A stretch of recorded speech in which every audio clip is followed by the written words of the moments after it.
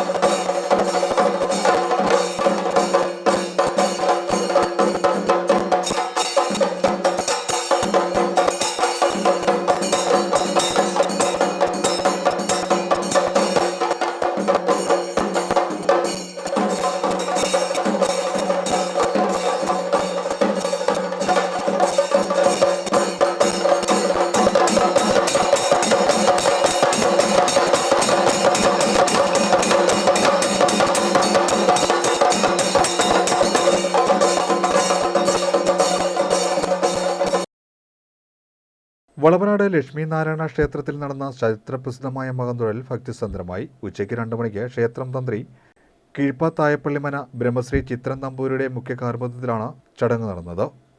അമ്മേ നാരായണ മന്ത്രധ്വനിയാൽ ക്ഷേത്രത്തിനകത്തും പുറത്തും ഭക്തജനങ്ങൾ കാത്തുനിന്ന സമയത്താണ് ഭക്തർക്ക് ദർശനത്തിനായി നട തുറന്നത്. തുടർന്ന് അകത്ത് പ്രവേശിച്ച ഭക്തർ ദുർഗാദേവിയെയും ഭദ്രകാളിയെയും തൊഴുത് വടക്കേ നടവഴി പുറത്തേക്ക് വന്നു. മഹാവിഷ്ണുവിനെ തൊഴുത് അന്നദാന പന്തലിലെത്തി പ്രസാദ ഊട്ടിൽ പങ്കെടുത്ത ശേഷമാണ് മടങ്ങിയത്. അതിരാവിലെ മുതൽ ക്ഷേത്രത്തിന്റെ തെക്ക് ഭാഗത്ത് സ്ത്രീകളുടെ നീണ്ട ക്യൂവാണ് ഉണ്ടായിരുന്നത്. വൈകുന്നേരം 9 മണിക്ക് നടയടയ്ക്കുന്നതുവരെ സ്ത്രീകളുടെയും പുരുഷന്മാരുടെയും നിലയ്ക്കാത്ത പ്രവാഹമായിരുന്നു. രാവിലെ നടന്ന ആയില്യം പൂജയിലും തുടർന്ന് നടന്ന അന്നദാനത്തിലും നിരവധി ഭക്തർ പങ്കെടുത്തു. ക്ഷേത്രത്തിൽ അഖണ്ഡ നാമജപവും ലക്ഷ്മി നാരായണ കലാപീഠത്തിന്റെ നേതൃത്വത്തിൽ വാദ്യമേളങ്ങളും അരങ്ങേറി. സിനിമാ താരങ്ങളായ സായികുമാർ, ഭാര്യ ബിന്ദു പണിക്കർ ഉൾപ്പെടെ നിരവധി സിനിമാ താരങ്ങളും വിശിഷ്ട വ്യക്തികളും മകം തൊഴുവാൻ നേരത്തെ തന്നെ ക്ഷേത്രത്തിലെത്തിയിരുന്നു.